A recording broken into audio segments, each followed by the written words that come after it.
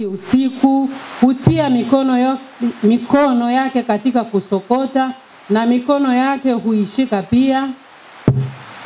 Huwakunjulia maskini mikono yake, naam huwaonyesha wahitaji mikono yake. Hawahofii theluji watu wa nyumbani mwake, maana wote wa nyumbani mwake huvikwa nguo nyekundu. Hujifanyia mazulia ya urembo, mavazi yake ni kitani safi na urujuani. Mume wake hujulikana malangoni, aketipo pamoja na wazee wa nchi. Hufanya nguo za kitani na kuziuza, huwapa wafanyabiashara mishipi. Nguvu na hadhi ndiyo mavazi yake, anaucheka wakati ujao. Hufumbua kinywa chake kwa hekima, na sheria ya wema katika ulimi wake. Huangalia sana njia za watu wa nyumbani mwake, wala hali chakula cha uvivu. Wanaye huondoka na kumwita heri, mumewe naye humsifu na kusema, binti za watu wengi wamefanya mema, lakini wewe umewapita wote.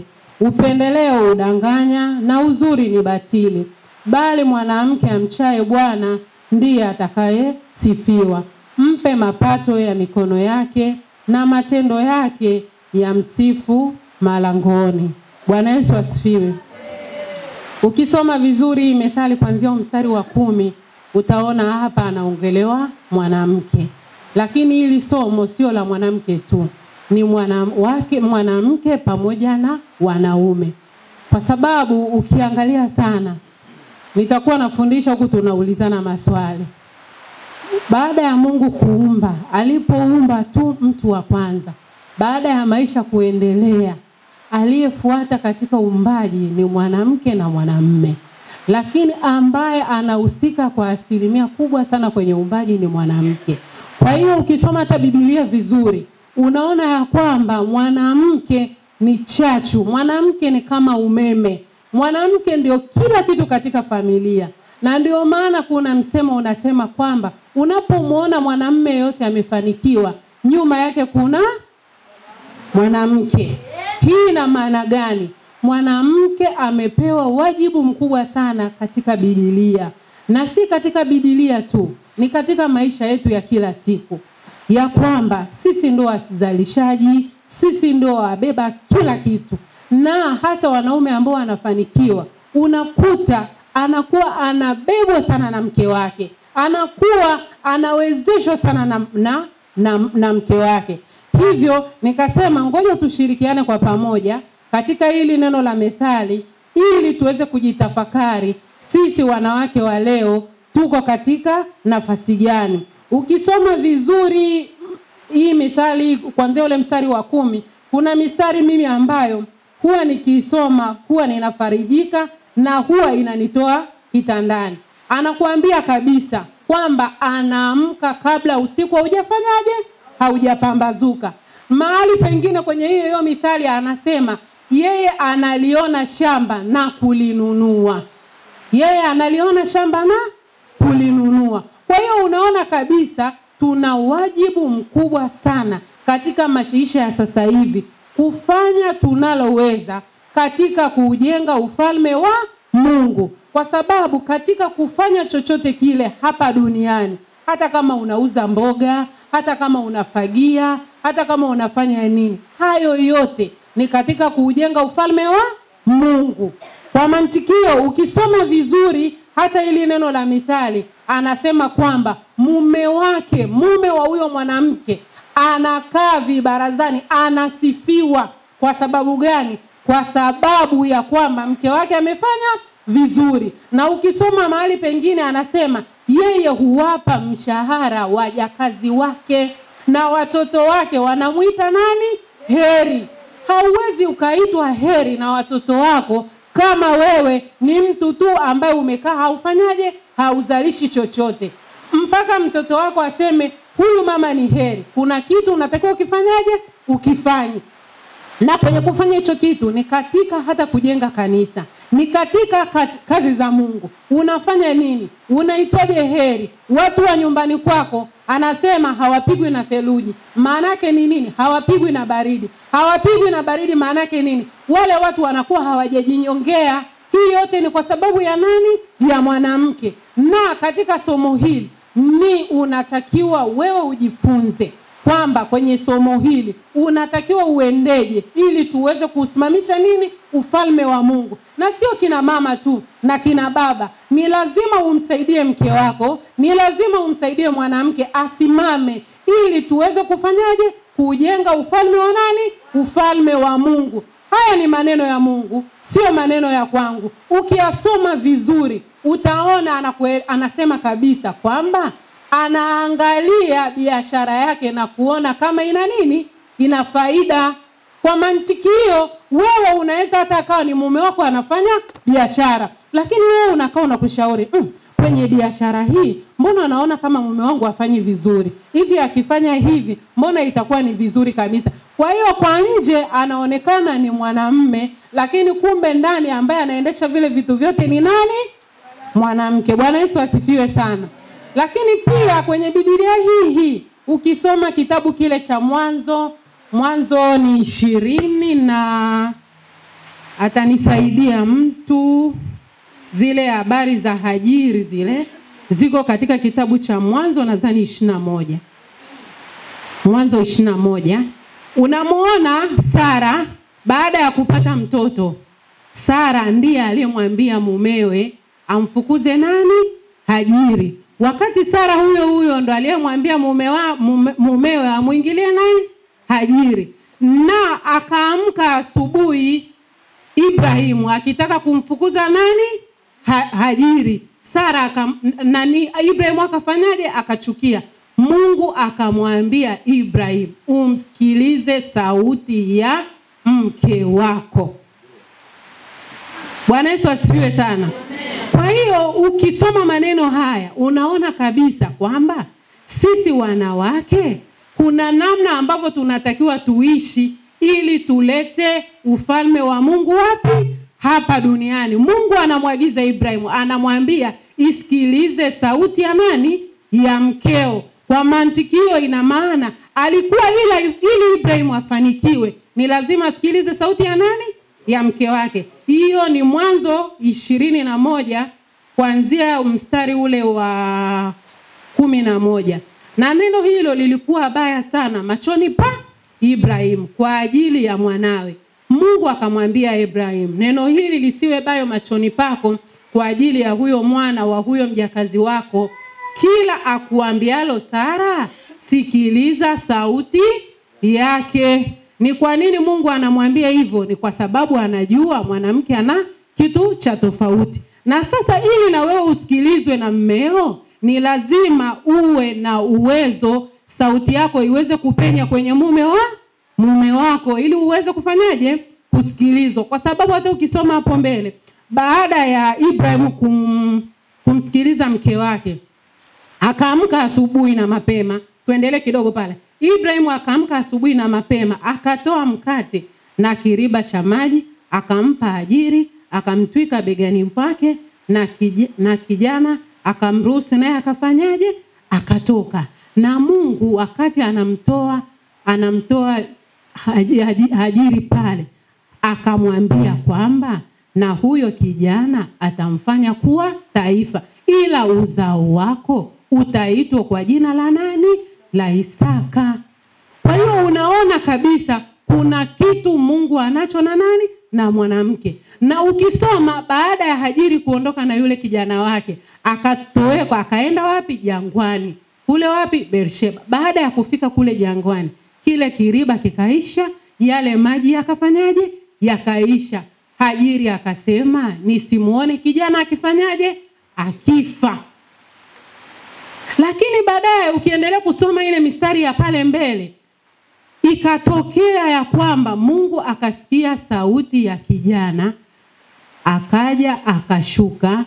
Mungu akayafumbua macho ya Hajiri. Ukumbuke kabisa Hajiri alitoka katika mazingira gani, lakini ukumbuke Mungu alivyokuwa wa rehema Mungu ambavyo anataka mtumie mwanamke. Mungu alimtumia Hajiri. Tena ukisoma vizuri, Mungu alimtumia Hajiri jangwani. Kwenye Biblia wakati unasoma, jitahidi sana kusoma neno ulielewe na ulisome point kwa point, na uwe unamuomba Roho Mtakatifu akuelekeze ni kwa nini neno hili limeandikwa hapa.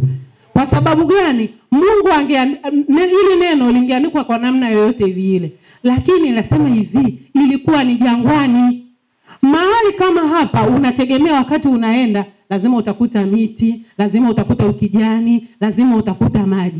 Lakini wazoefu mtaniambia, mtu akikwambia ni jangwani usitegemee nini? Maji. Lakini Hajiri alifanikiwa wapi?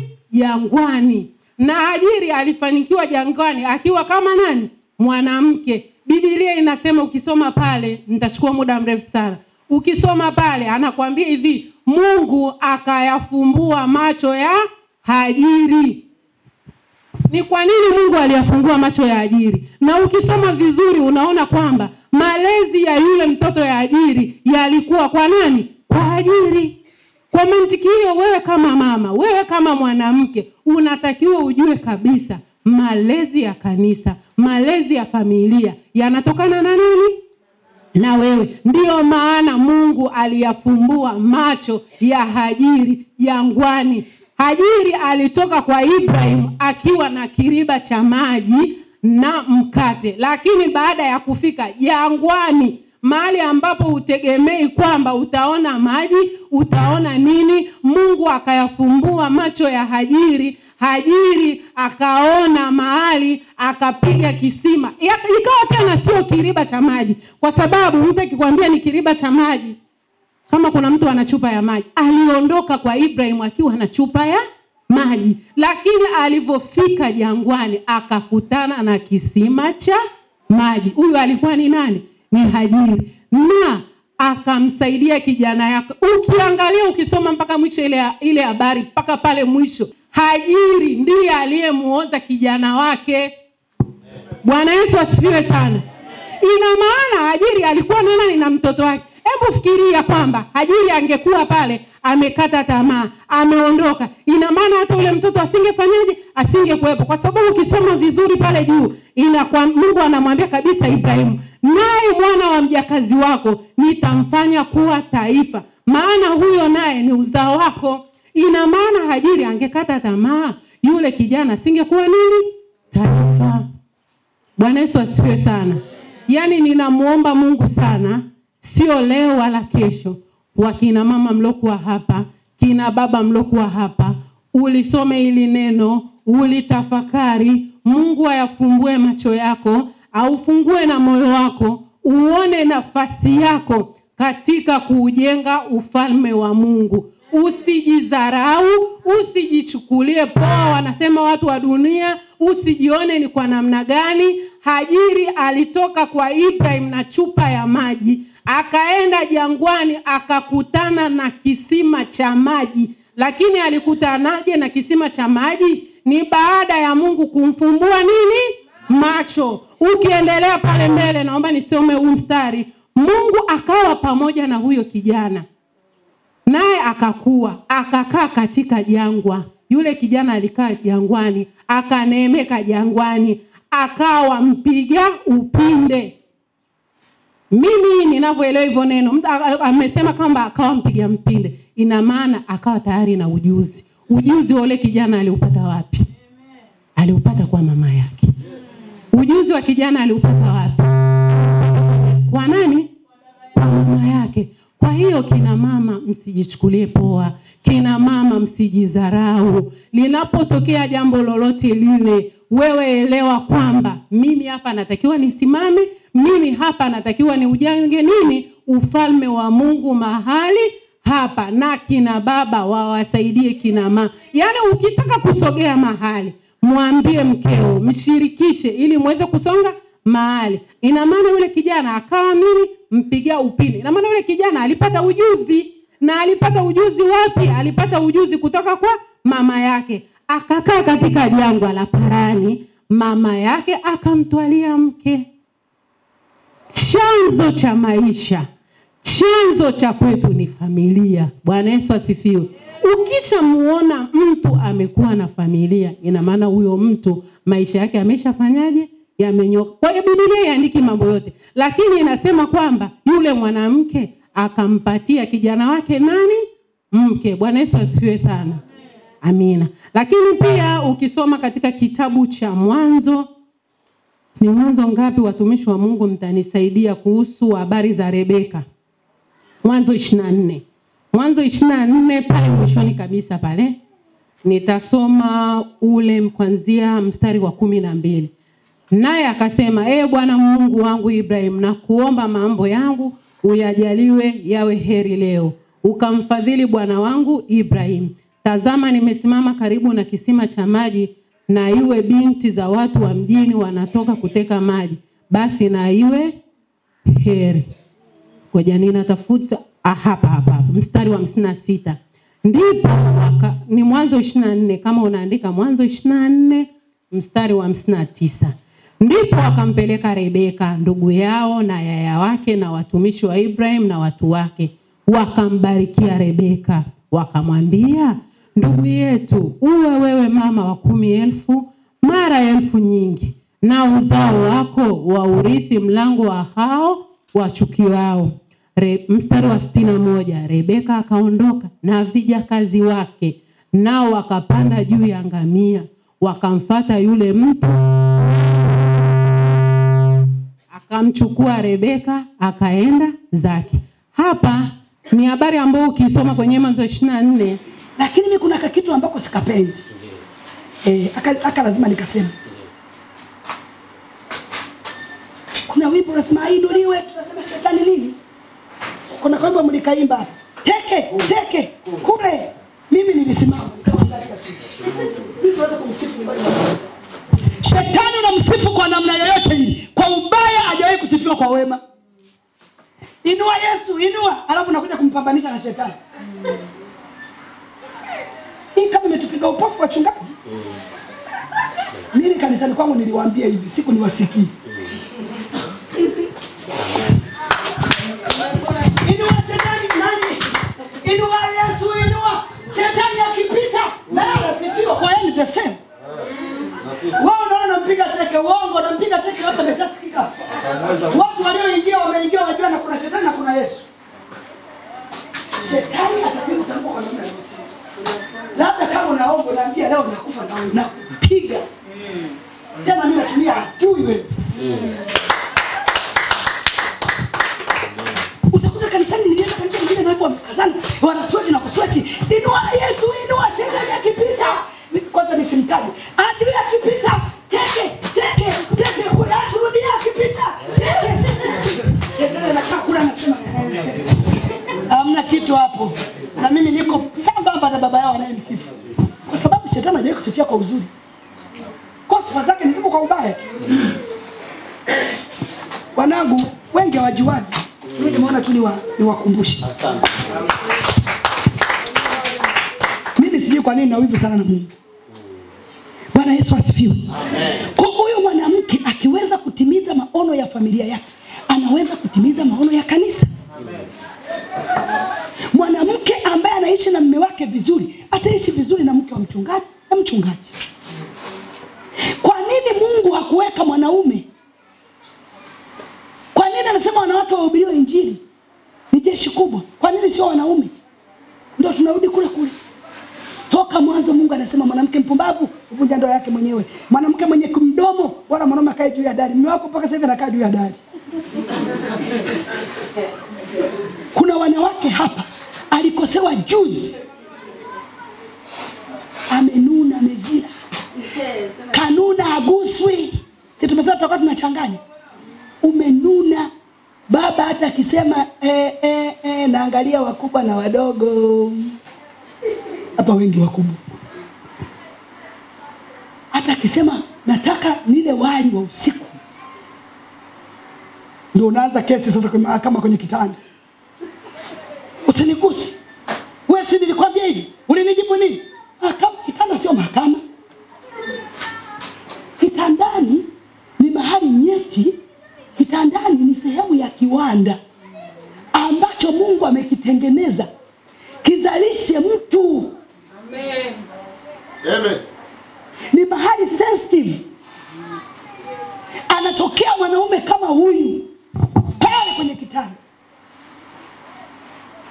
Anatokea mhubiri huyu pale kwenye kile chumba. Wewe chumba umekifanya kama ni mahali tu pa ovyo.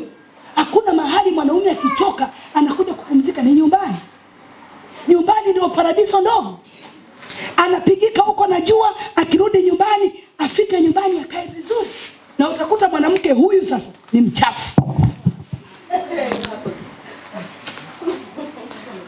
Mimi nimeambiwa nichanganye. Ni mchafu. Hivi mama, nataka nikutume saa hizi. Umezoea kuendaga nyumbani hata ukiwa kanisani, uongo kweli? Umenielewa nini hapa? Unaweza kawepo hapa lakini unapika maharage nyumbani. Mchungaji anahubiri mpaka anasema mimi na tabia, anasema fulani nimesema nini? Kwa sababu nishamuona hayupo, ameshasafiri. Sasa leo nakupa waranti ya kusafiri. Safiri, nenda kwenye uvungu wako. Umeenda? Inama. Binua kitanda.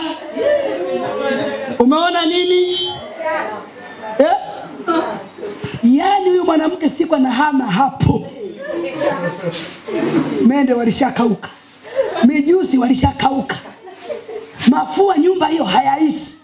Wanasema msimu wa mvua, simubinua kitanda muone.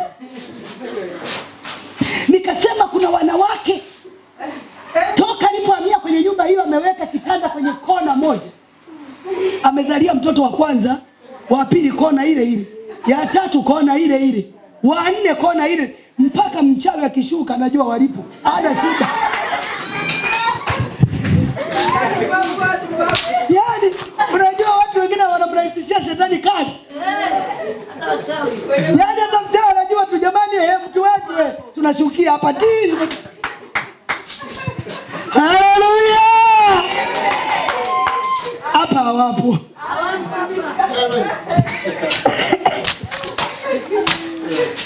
Wewe kochi toko lipotua upande mmoja, umetua siku na hamisha mpaka sakafu inabadilika. Kama ni tairizi inabadilika. Nenda bafuni, umetupa mapampers. Mwanaume ametoka kazini apumzika, nakuta kuanzia kitandani kote ni manepi, ni mavisepe ovyo ovyo. Hivi hapa ndio msichana wangu mmoja. Huyo msichana wangu ni wa miaka mingi sana. Anaondokaga akikumbuka narudi.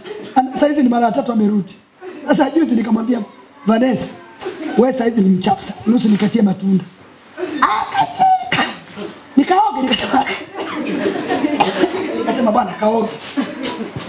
Bwana Yesu asifiwe. Haleluya. Amen. Mwanamke ni mchafu. Hata mkifika kitandani, tena vitanda vya 6 kwa 6, unashangaa kila siku mwanaume anaenda kulala kwenye kona. Anajibana hivi. Unafikiri anapenda? Harufu. Ila kwa sababu ni mke wake akitaka mboga anakuja tu na moja chacha huyo. Ndio unasema mume wangu hana hata mapenzi, hana romantic. Romantic vipi? Kwa harufu hiyo romantic vipi? Mwanamke unainua kikwapa hivi, huko kata kama mtu ameanika unga. Unajiuliza, sasa huu unga huku umetoka wapi? Ukiwa naimba na wenzako wanakukimbia kwenye mic, unanuka mdomo. Watu hapo hapo.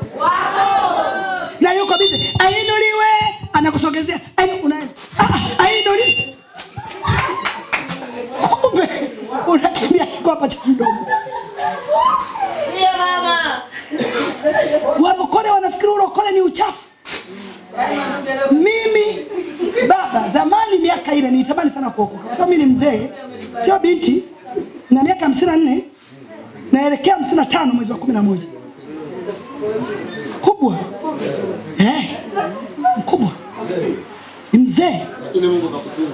Anitunza Kwa nyumba Nyanza. Wengine wanajua mimi ni kijana, kumbe sio kijana bibi. 54 naenda 55. Sifanani. Jina la Bwana libarikiwe. Ejo.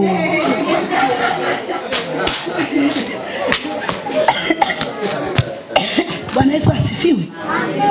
Ona nimepoteza na kapointi na mimi naongea sana. Nilikuwa nasema nini hivi? Kuimba maiki shida. Kuna kaka mmoja, unajua kanisani kuna watu wanafundisha dhambi. Kwa sababu ukiwa mchafu lazima tutakuteta. Sisi tunakosa kwenda mbinguni kwa ajili yako. Ndio. Kwa sababu wengine ujasiri wa kukwambia hatuna. Sio kama si wakina Mwasulamu. Unanuka na kwambia tu rafiki yangu mambo gani hayo? Wanasemaga Wanyakyusa wakira ndio wana tabia mbaya hizo Sema sana. Wewe Wanyakyusa wakira hawasemagi nikaseme kesho. Hiyo ndio shida yao. Yaani nyumbani kila hata kama kijana kama ameenda kuoa, si anakuja na mwanamke. Si unakuja na mke wako yule. Unapokuja tu hey. Yo wanaende bwana nikikola nkiasierepo kwa. Hilo ndio nakuja. Karibu. Joba pana matanga. Wanaume wazuri ni wachukui. Wakiwa wanakutukana unaona? Fi! Atipendi uongo. Chukua hii. Hapo ndo ametusalimia sasa binti amekaa. Wewe kama wewe na robo kwa kaja. Joba nenda kwa kusalimia kenya mama. Obadie kwa.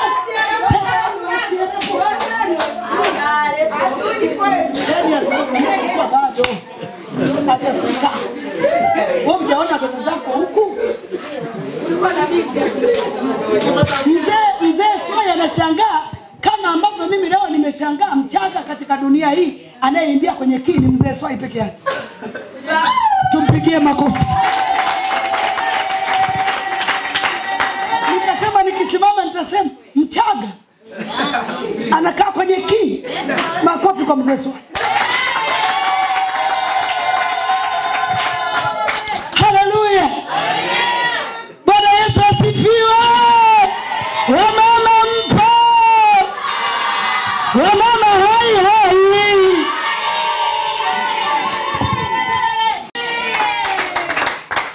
Maisha nilionayo mimi ni zawadi baada ya kumshikilia Mungu kwa miaka 10 nikiwa binti.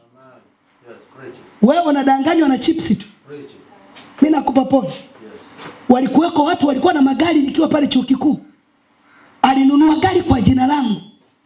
Nilisema sitamtenda Mungu dhambi. Magari hayo atanipa kwa wakati wake. Wewe mkanga chips tu anakuangusha mtumishi wa Mungu. Binti. Mimi napenda vijana. Napenda kuzungumza na wamama. Napenda kuzungumza na wanandoa.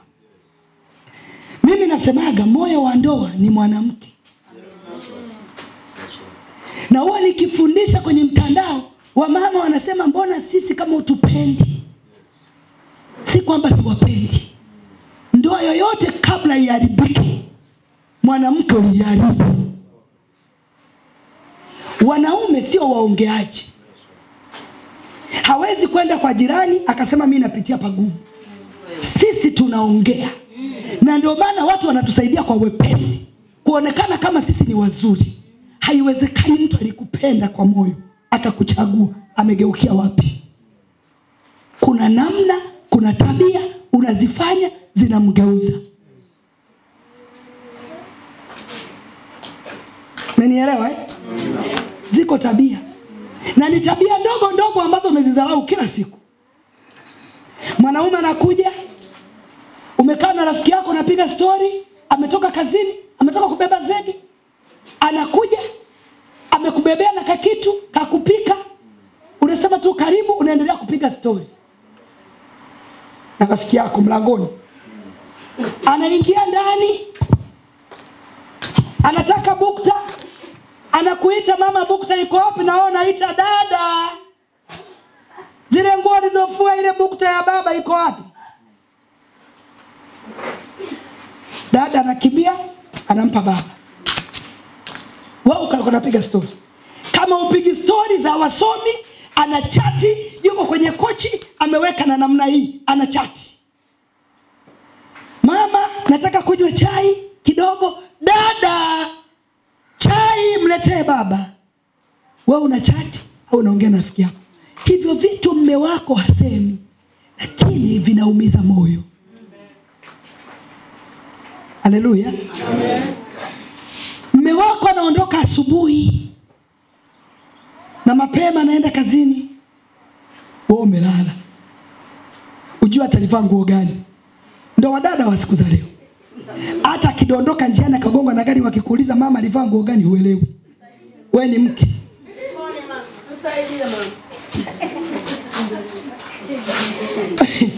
Unajua ulinituma niseme kanisa na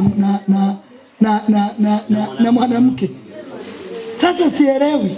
Hivyo Sawa. Sawa. Kwa sababu mimi mambo ya ndoa yako tu hapa, hata kama sijaweka hapa, nitakuwa nawachopea kidogo. Bwana Yesu asifiwe. Amen. Hivyo ni vitu vidogo vidogo. Mwanaume ametoka kazini, amekuletea zawadi, anaambia mke wangu njoo, unaenda.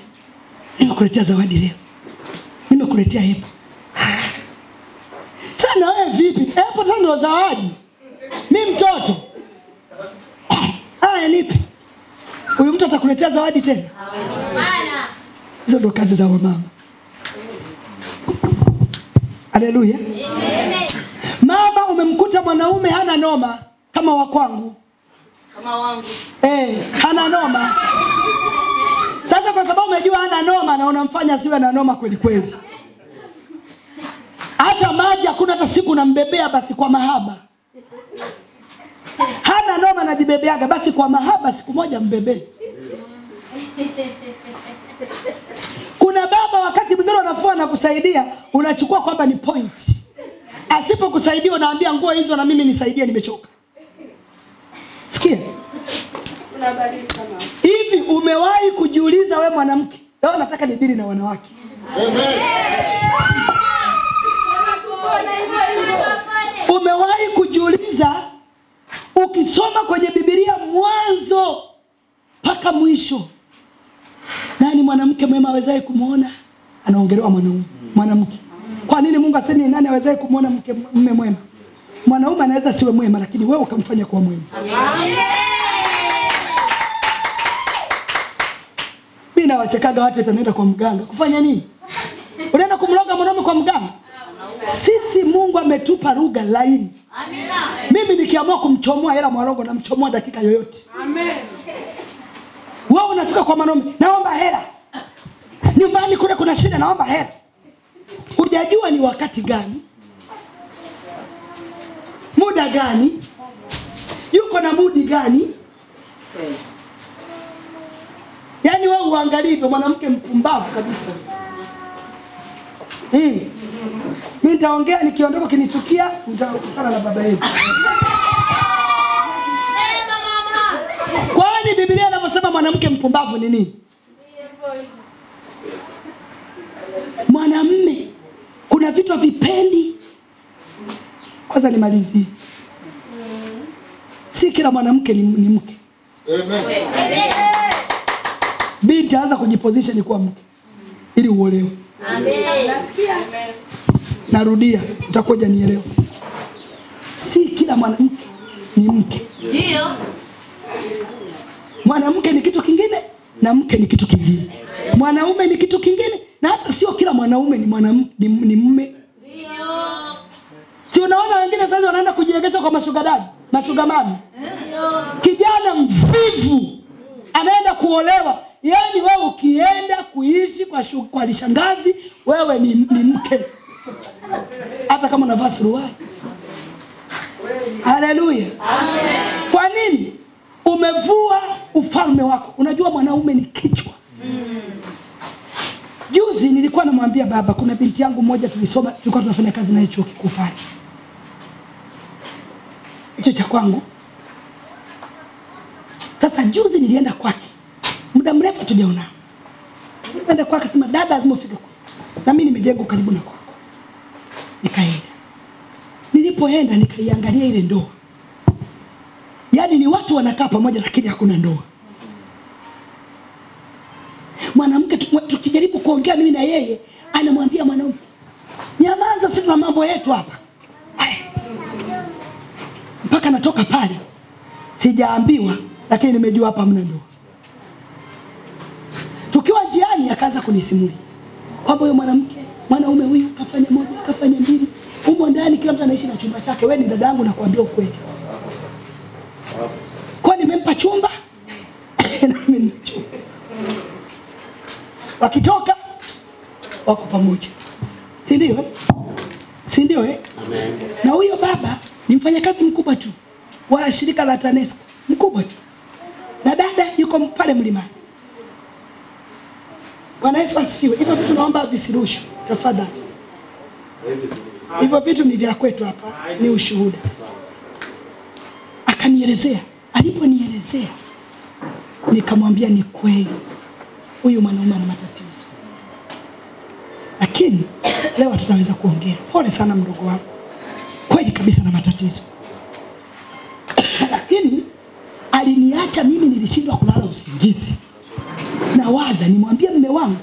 Nikimwambia mume wangu atasema yule rafiki hakufai. Si kama ananielewa, mwanamke mwenye hekima anachuja mambo.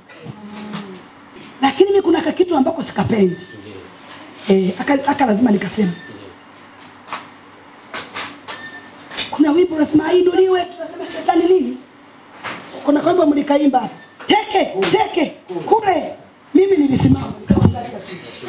Mimi siwezi kumsifu nyumbani mwa Shetani. Shetani unamsifu kwa namna yoyote hii. Kwa ubaya hajawahi kusifiwa kwa wema. Inua Yesu, inua, alafu nakuja kumpambanisha na shetani. Hii kama imetupiga upofu wachungaji. Mimi kanisani kwangu niliwaambia hivi, siku niwasikii. Inua shetani nani? Inua Yesu, inua. Shetani akipita, na anasifiwa kwa yeye the same. Wao ndio wanampiga teke, uongo nampiga teke hapa nimeshasikika. Watu walioingia wameingia wajua na kuna shetani na kuna Yesu. Shetani atapiga utamko kwa namna yote. Labda kama unaomba naambia leo nakufa na wewe nakupiga. Tena mimi natumia adui wewe. Utakuta kanisani nilienda kanisa nyingine na watu wamkazana, wanasweti na kusweti. Inua Yesu, inua shetani akipita.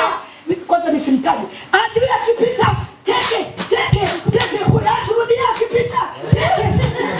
Shetani anakaa kule anasema hamna kitu hapo. Na mimi niko sambamba na baba yao anayemsifu. Kwa sababu shetani hajawahi kusifia kwa uzuri. Kwa sifa zake ni zipo kwa ubaya tu. Wanangu wengi hawajuani. Mimi nimeona tu niwakumbushe. Asante. Mimi sijui kwa nini na wivu sana na Mungu. Bwana Yesu asifiwe. Amen. Kwa huyo mwanamke akiweza kutimiza maono ya familia yake, anaweza kutimiza maono ya kanisa. Amen. Mwanamke ambaye anaishi na mume wake vizuri, ataishi vizuri na mke wa mchungaji na mchungaji. Kwa nini Mungu hakuweka mwanaume? Kwa nini anasema wanawake wahubiriwe injili? Ni jeshi kubwa. Kwa nini sio wanaume? Ndio tunarudi kule kule. Toka mwanzo Mungu anasema mwanamke mpumbavu uvunja ndoa yake mwenyewe. Mwanamke mwenye kumdomo wala mwanaume akae juu ya dari. Mume wako mpaka sasa hivi anakaa juu ya dari. Kuna wanawake hapa alikosewa juzi. Amenuna, amezira. Kanuna haguswi. Sisi tumesema tutakuwa tunachanganya. Umenuna.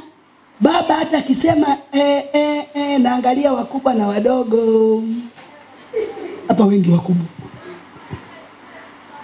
Hata akisema nataka nile wali wa usiku. Ndio unaanza kesi sasa kama kwenye kitanda. Usinigusi. Wewe si nilikwambia hivi? Ulinijibu nini? Kama kitanda sio mahakama. Kitandani ni mahali nyeti. Kitandani ni sehemu ya kiwanda ambacho Mungu amekitengeneza kizalishe mtu. Amen. Amen. Ni mahali sensitive. Anatokea mwanaume kama huyu pale kwenye kitanda. Anatokea mhubiri huyu pale kwenye kile chumba. Wewe chumba umekifanya kama ni mahali tu pa ovyo. Hakuna mahali mwanaume akichoka anakuja kupumzika, ni nyumbani. Nyumbani ndio paradiso ndogo. Anapigika huko na jua, akirudi nyumbani, afike nyumbani akae vizuri. Na utakuta mwanamke huyu sasa ni mchafu. Mimi nimeambiwa nichanganye. Ni mchafu. Hivi mama, nataka nikutume saa hizi. Umezoea kuendaga nyumbani hata ukiwa kanisani, uongo kweli? Umenielewa nini hapa? Unaweza kawepo hapa lakini unapika maharage nyumbani. Mchungaji anahubiri mpaka anasema mimi na tabia, anasema fulani nimesema nini? Kwa sababu nishamuona hayupo, ameshasafiri. Sasa leo nakupa waranti ya kusafiri. Safiri, nenda kwenye uvungu wako. Umeenda? Inama. Binua kitanda. Umeona nini? Yaani huyu mwanamke siku anahama hapo. Mende walishakauka. Mijusi walishakauka. Mafua nyumba hiyo hayaishi. Wanasema msimu wa mvua, simubinue kitanda muone. Nikasema kuna wanawake toka alipohamia kwenye nyumba hiyo ameweka kitanda kwenye kona moja. Amezalia mtoto wa kwanza, wa pili kona ile ile, ya tatu kona ile ile, wa nne kona ile, mpaka mchawi akishuka anajua walipo. Hana shida. Yaani unajua watu wengine wanamrahisishia shetani kazi. Yaani hata mchawi anajua tu, jamani mtu wetu tunashukia hapa tini. Haleluya! Hapa hawapo.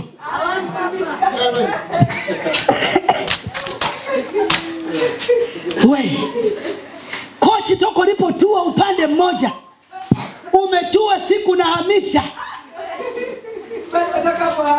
mpaka sakafu inabadilika, kama ni tailizi inabadilika. Nenda bafuni, umetupa mapampers. Mwanaume ametoka kazini apumzika, nakuta kuanzia kitandani kote ni manepi, ni mavisepe ovyo ovyo.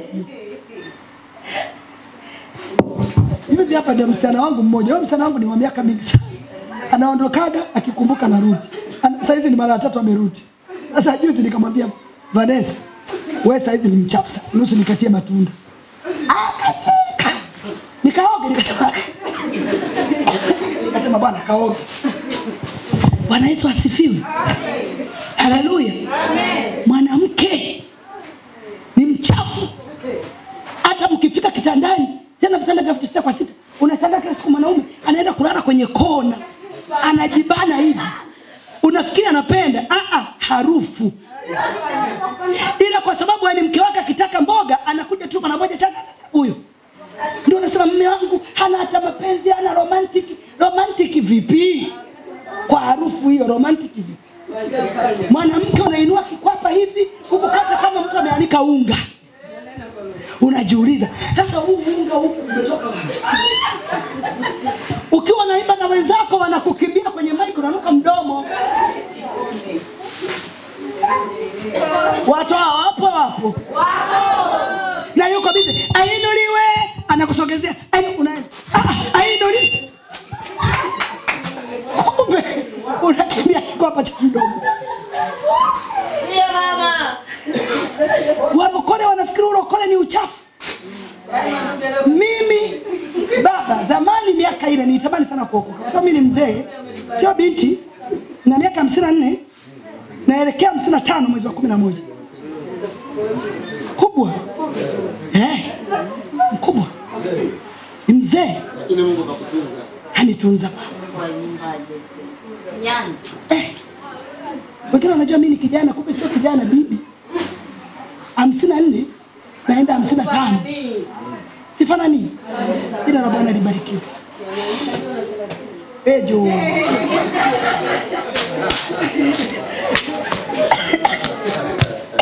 Bwana Yesu asifiwe. Ona nimepoteza na point na mimi naongea sana. Nilikuwa nasema nini hivi? Kuimba maiki shida. Kuna kaka mmoja, unajua kanisani kuna watu wanafundisha dhambi. Kwa sababu ukiwa mchafu lazima tutakuteta. Sisi tunakosa kwenda mbinguni kwa ajili yako. Ndio. Kwa sababu wengine ujasiri wa kukwambia hatuna. Sio kama si wakina Masulamu. Unanuka nakwambia tu rafiki yangu mambo gani hayo? Wanasemaga Wanyakyusa Wakyela ndio wana tabia mbaya hizo Sema sana. Wewe Wanyakyusa Wakyela hawasemagi nikaseme kesho. Hiyo ndio shida yao. Yaani nyumbani Kyela hata kama kijana kama ameenda kuoa, si anakuja na mwanamke. Si unakuja na mke wako yule. Unapokuja tu kuti hey. Yo wanaende bora mkikola nkiasierepo. Hilo ndio unakuja. Hey, karibu. Hey. Joba pana matanga. Wanaume wazuri ni wachukui. Wakyela wanakutukana unaona?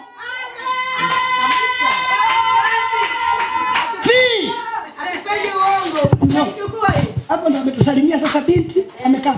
Wewe kama wewe na robo kwa kaja mimi. Kama nenda kwa kufalia kwenye mama. Sasa wewe upatie kwa. Yaani sasa kwa bado. Hajafika. Wewe unaona ndugu zako huku? Ulikuwa na binti. Mzee Soya anashangaa kama ambavyo mimi leo nimeshangaa Mchaga katika dunia hii anayeingia kwenye kini mzee Swai peke yake. Tumpigie makofi. Nikasema nikisimama nitasema Mchaga anakaa kwenye kini. Makofi kwa mzee Swai.